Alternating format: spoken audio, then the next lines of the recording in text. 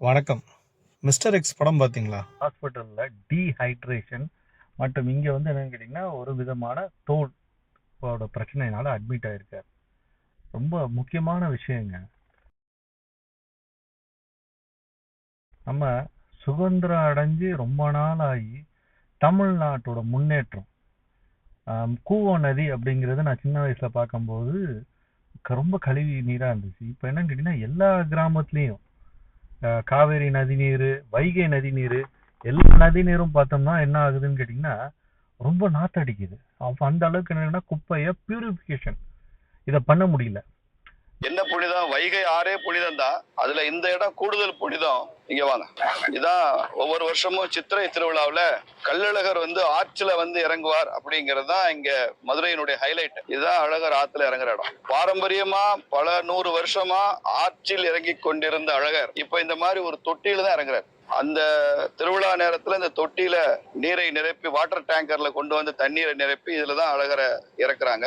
ஆனா அழகர் இறங்குற இடத்துல பாருங்க எவ்வளவு சாக்கடை இருக்கு பாருங்க. சாக்கடை இது வந்து பந்தல்குடி வாய்க்கால், அது வந்து சாக்கடையாக மாற்றப்பட்டு திராவிட மாடல் ஆட்சியில அப்படியே இது கொண்டு வந்து கலக்குது.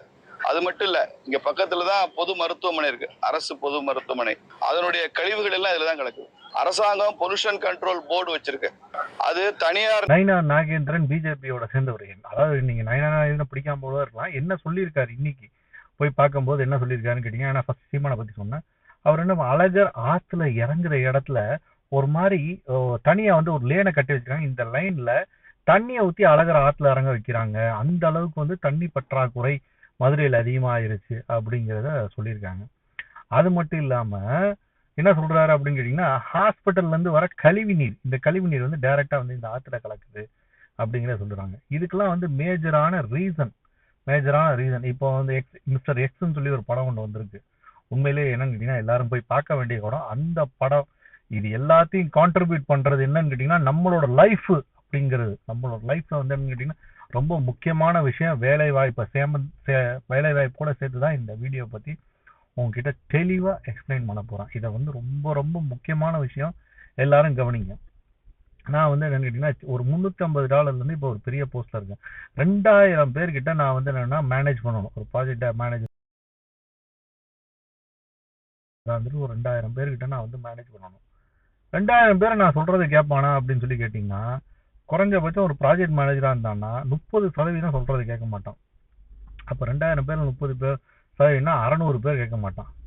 என்னோடதுல பாத்தீங்கன்னா ஒரு 8 to 10%, ஒரு 300 பேர்கிட்ட சொல்றதை கேட்க மாட்டேங்கிறான்.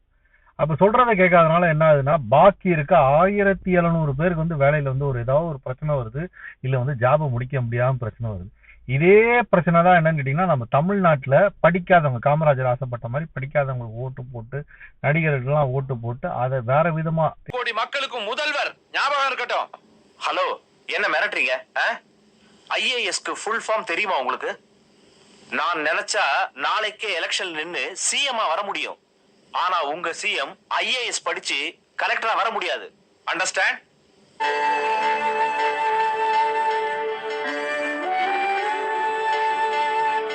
Dad, who's this old man?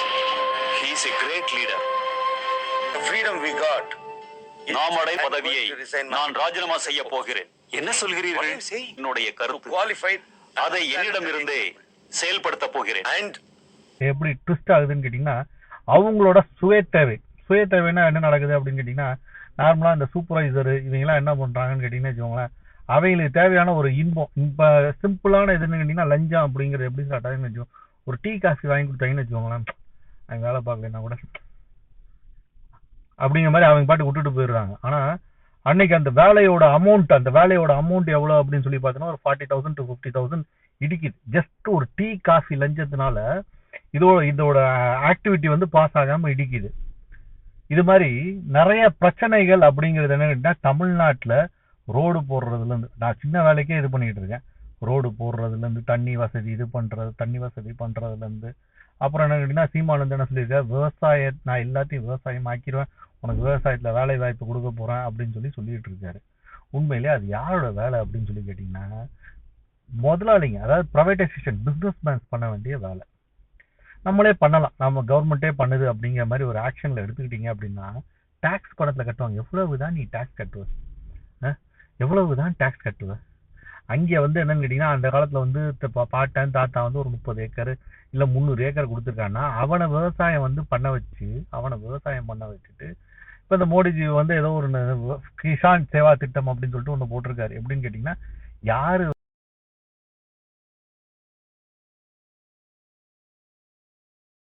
வேணா எப்படி வேணா இந்த ஆன்லைன்ல வந்து விற்கலாம். இதை ஒன்னும் சிம்பிளிசிட்டியா பண்ணி இன்னைக்கு டேட்லயே சிம்பிளிசிட்டியா பண்ணி நாம் தமிழர் வந்து ஒரு ஆப்பை ஒன்று திறந்து சிம்பிளா அவங்களுக்கு வர இந்த கான்ட்ரிபியூஷன் மணியில ஒரு ஆப்பை திறந்து நீங்களே வித்துக்கோங்கடா அப்படிங்கிற மாதிரி பண்ணியிருந்தாங்கன்னா விவசாயத்துக்கு ஏதாவது ஒரு கான்ட்ரிபியூஷன் பண்ணியிருக்காரு அப்படிங்கிற லெவல்ல இது பண்ணலாம். இவர் என்னதான் வந்து விவசாயத்தை வந்து பண்ணணும்னு இவர் மனசால நினைச்சா கூட அதை வந்து இன்னைக்கு டேட்ல பாருங்க, அன்னைக்கு வந்து ஃபர்ஸ்ட் டிவிஎஸோட பஸ் தொழிற்சாலை தான் வந்து இந்தியாவில் தமிழ்நாட்டில் இருந்துச்சு. ஸ்டெயின்லெஸ் ஸ்டீல் பஸ் ஒரு துளி என்னன்னு கேட்டீங்கன்னா அடிபட்டு இருக்காது, நின்றுகிட்டு போக முடியாது. அது ஏன் கவர்மெண்ட் பிரைவேட் சம்பாதிக்குன்னு சொல்லி கவர்மெண்ட் ஆக்கி இன்னைக்கு போற கவர்மெண்ட் பஸ் நல்லா இருக்கா இல்லையா? நீங்களே மனசாட்சி தொட்டு சொல்லுங்க. இதே மாதிரி என்னென்ன டிபார்ட்மெண்ட்ல இவங்களோட என்னன்னு கேட்டீங்கன்னா இவங்க சோம்பேறித்தனம் அப்புறம் அந்த லஞ்ச வாய்ப்புனால எத்தனை தொழிற்சாலை நல்லா வரப்போகுது. விவசாயத்துல அந்த மாதிரி பாதிச்சா எவ்வளவு பெரிய பிரச்சனையா இருப்போகுது. விவசாயம் நீ பண்ணு, எனக்கு நாம் தமிழர் அப்படிங்கிற அந்த QR கோடு மூலியமா இவ்வளவு பெரிய காசு வந்திருக்கு. அந்த காசை வச்சுட்டு இன்னைக்கு டேட்ல என்னன்னு கேட்டீங்கன்னா நான் ஏகப்பட்ட இந்த நெல்லு குடோனை வந்து இது பண்றேன். நெல்லு குடோனும் நான் வந்து கொடுக்குறேன். நீ நெல்லு குடோனை ஃப்ரீயா கூட கொடுக்க வேணாம். அந்த நாம் தமிழர்ல வந்து எதுக்கு சீமான் வந்து என்னன்னு கேட்டீங்கன்னா, நான் வந்து சீமானை பத்தி தப்புன்னு சொல்லல, ஆனா ரோல்ஸ் ராய்ஸ் வரைக்கும் போயிருக்காரு. தெரியல என்ன பண்ணணும் அப்படிங்கிற பிரைம் மினிஸ்டர் பிரதமர் எதுல போறான் பாத்தியா? பாராளுமன்றத்துக்கு சைக்கிள்ல. சிரிக்காத, இவன் யாரு? மார்க் ரூட்டே, நெதர்லாந்து பிரதமர். எதுல போறான் பாராளுமன்றத்துக்கு? சைக்கிள்ல. ஒரு ஆளா? டேய், பிரதமர் சைக்கிள் போறான்னு சொல்லிட்டு நீ உன்ன எதுலையுமே நிக்காம ரோல்ஸ் ராய்ஸ்ல போறியடா? என்ன உருட்டுற உன்னை நம்பிட்டு கிடக்குறாங்க. பேசுறாங்க. அந்த எஜுகேஷன் ஸ்ட்ராட்டஜி அப்படிங்கிறது இல்ல. ஒரு நெல் குடோனை கட்டுறோம், ஒரு சிம்பிளான ஒரு அமௌண்ட், ஒரு கான்ட்ரிபியூஷன் மாதிரி நாம் தமிழர் கொடு அப்படிங்கிற மாதிரி ஏதாவது ஒண்ணு பண்ணியிருந்தாங்கன்னா விவசாயி அப்படிங்கிற ஒரு கான்ட்ரிபியூஷன் நம்ம எடுத்துருக்கலாம். எப்ப போனாலும் ஒரு சினிமா நடிகரோட பேசுறாரு, அப்புறம் என்ன பண்றா ஒரு டைரக்டரோட பேசுறாரு. விவசாயிகளோட இவர் மிங்கிள் பண்ணி பார்த்தது இல்லை. ஆனா விவசாயி பண்ணிக்கிட்டு இருக்கவங்க ஏகப்பட்ட பேர் நம்பி அவங்கள அதான் கேட்டீங்கன்னா இந்த நாம் தமிழர் கட்சியில வந்து இருக்காங்க. ஸோ இதை வந்து என்னன்னு கேட்டீங்கன்னா தெளிவா யோசிச்சு பார்க்கணும். அன்னைக்கு திருநெல்வேலி பக்கம் வந்து என்னன்னு கேட்டீங்கன்னா போராட்டம் பண்ணி இழுத்து மூடினாங்க. இன்னைக்கு அந்த ஸ்டீல் கம்பெனி, காப்பர் தயாரிக்கிற ஸ்டீல் கம்பெனி இது தயாரிக்கிற ஸ்டீல் கம்பெனி என்னன்னு கேட்டீங்கன்னா கேன்சர் வருது, இது வருது அப்படிங்கிற மாதிரி இது பண்ணாங்க. இப்ப இந்த வீடியோ பாருங்க. அதிக அளவு நீர் தேவைப்படும் நிலையில் ஏன் வறண்ட பகுதியான குஜராத்தின் தொலேரா பகுதியை டாடா குழுமம் தேர்வு செய்தது தெரியுமா? இந்த நகரத்திற்கு கொண்டு வர உள்ளார்கள். சரி, நதிநீரை எல்லாம் தொழிற்சாலைகளுக்கே கொடுப்பதா என்று கேட்டால் அந்த நீர் மட்டுமல்ல, மழை நீரை சேர்த்து வைக்கும் அமைப்புகளை உருவாக்கியுள்ளார். நதிநீரை எல்லாம் கழிவுநீர் சுத்திகரிப்பு நிலையங்களையும் நிறுவியுள்ளார்கள். அது மட்டுமின்றி கடல் அருகே இருப்பதால் எதிர்கால தேவையை பூர்த்தி செய்ய பிரம்மாண்டமான கடல் நீர் சுத்திகரிப்பு ஆலைகளையும் அங்கு அமைக்க உள்ளனர். இப்ப என்னன்னு கேட்டீங்கன்னா டாடா வந்து என்ன பண்ணிருக்காங்க, ஒரு இடத்த வந்து எடுத்து குஜராத்ல ஒரு இடத்த எடுத்துட்டு அந்த இடத்துல வந்து ரெயின் வாட்டர் ஹார்வெஸ்டிங், அப்புறம் கடல் தண்ணியை சுத்திகரிப்பு, அப்புறம் வந்து இவங்களும் வந்து இது பண்றாங்க. இவங்க வந்து பியூரிஃபிகேஷன் பண்றாங்க. ஒண்ணுமே இல்லாத ஒரு 50 கிலோமீட்டர் இருக்க வளர்ந்த நாட்டுல, 50 கிலோமீட்டர் இருக்க வளர்ந்த நாட்டுல கிட்டத்தட்ட 150 அணுமின் நிலையம் இருக்கு. எப்படி 150 அணுமின் நிலையம் இருக்கு. ஆனா தமிழ்நாட்டுல ஒரு அணுமின் நிலையம்னால என்னன்னு கேட்டீங்கன்னா இதை வச்சுட்டு வெளிநாட்டுக்காரங்க அணுமின் நிலையமே வரக்கூடாது அப்படிங்கிறதுக்காக இளைஞர்கள்லாம் வச்சு எப்படி வந்து பிரெயின் வாஷ் பண்றாங்க அப்படிங்கறத ரொம்ப அற்புதமா எடுத்திருக்காங்க. மிஸ்டர் எக்ஸ் அப்படிங்கிற ஒரு படம். எப்ப வேணாலும் ஒரு அட்டாக் நடத்தலாம். அணுமின் நிலையமே வராம இருக்குது. இன்னைக்கு என்னன்னு கேட்டீங்கன்னா நம்ம ஒவ்வொன்றுக்குமா வந்து பெட்ரோலுக்கு நம்ம வந்து வெளிநாட்டுல கெஞ்சிக்கிட்டு இருக்கோம். நம்ம விவசாயம் மட்டும் பண்ணா போதும், பெட்ரோலுக்கு வெளிநாட்டுக்கு கெஞ்சிக்கிட்டு இருக்கோம். அணுமின் நிலையம் அப்படிங்கிறது வராம எப்படி இது பண்ண முடியும்? நான்லாம் என்னன்னு கேட்டீங்கன்னா NDT, நான் டெஸ்டிடியூட் டெஸ்டிங், இதுல என்னன்னு கேட்டீங்கன்னா இரிடியம் 192 சோர்ஸ். இந்த சோர்ஸை வச்சுதான் என்னன்னு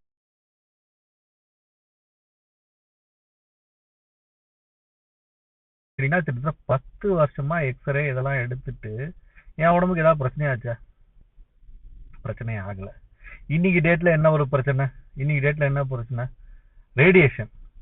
சூரியன் என்னன்னு கேட்டீங்கன்னா அதிகமா இதாச்சுன்னு சொன்னா 31 டிகிரி எல்லா நாட்டிலயும் போட்டாங்க. நாம் தமிழர்னு சொல்லி ஒரு கட்சி வச்சுக்கிட்டு இருக்கேன். எல்லா நாட்டிலயும் வந்து இந்த மாதிரி போட்டு 31 டிகிரிக்கு மேல வச்சா 1 மணி நேரம் ஆச்சுன்னா கொஞ்சம் தண்ணியை குடி அப்படின்னு சொல்லிட்டு. அப்ப இவர் பாட்டுக்கு என்னன்னு கேட்டீங்கன்னா எல்லா இடத்துக்கும் போயிட்டு பேசிக்கிட்டே இருக்காரு. சீமானை பத்தி பேசினாலே இப்படி இப்படின்னு வந்துருது. அது எப்படின்னு தெரியல, எல்லா இடத்துக்கும் போய் பேசிக்கிட்டு இருக்காரு. அவர் வந்து தண்ணியை குடிக்கணும் அப்படிங்கிறது கூட யோசிக்காத லெவல்ல அவர் வந்து அந்த அளவுக்கு பிஸியா இருக்காரு. நான் வேலை பார்க்கறதே 16 மணி நேரம் வேலை பார்த்துக்கிட்டு இருக்கேன்.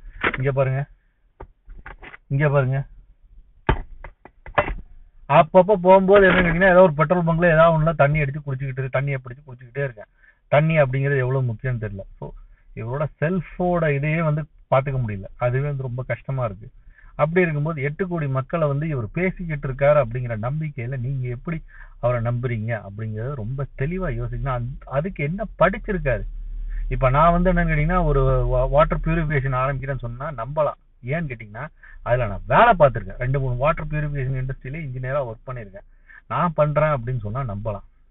இவர் வந்து எல்லாத்தையுமே இவர் பண்ணிடுவாரு அப்படிங்கிறதுல எந்த இதுல இவரோட குவாலிஃபிகேஷன் இருக்கு, எந்த இதுல இவரோட எக்ஸ்பீரியன்ஸ் இருக்கு?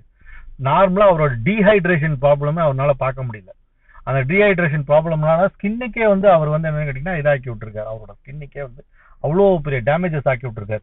நிச்சயம் என்னன்னு கேட்டீங்கன்னா இது இல்லாம என்னன்னு கேட்டீங்கன்னா அந்த டீஹைட்ரேஷன் இல்லாம ஒரு பெண்கள் எடுத்துக்கிட்டோம், வானதி சீனிவாசன் மேடம் இருக்காங்க பார்த்தீங்கன்னா, இவங்க போய் ஹாஸ்பிட்டல் அட்மிட் ஆனாங்க.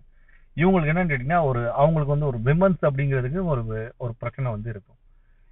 இவங்க ஹாஸ்பிட்டல் ஐடென்டிஃபை ஆனாங்கன்னா என்ன ஒரு காரணம் அப்படின்னு கேட்டீங்கன்னா அந்த மெட்டபாலஜிஸ்ட் அவங்களுக்கு வந்து போகாது அப்படிங்கிறனால ஹாஸ்பிட்டல் அட்மிட் ஆறாங்க அப்படிங்கிறது உண்மையிலே ஏத்துக்கிற விஷயம். ஆனா என்னன்னு கேட்டீங்கன்னா ஆம்பளைக்கு வந்து அது வந்து ஒரு கூட இருக்கு. அந்த பியூரிஃபிகேஷன் அந்த இது வந்து கூட இருக்கு. இவனால வந்து பண்ண முடியும் அப்படிங்கிறது கூட இருக்கு.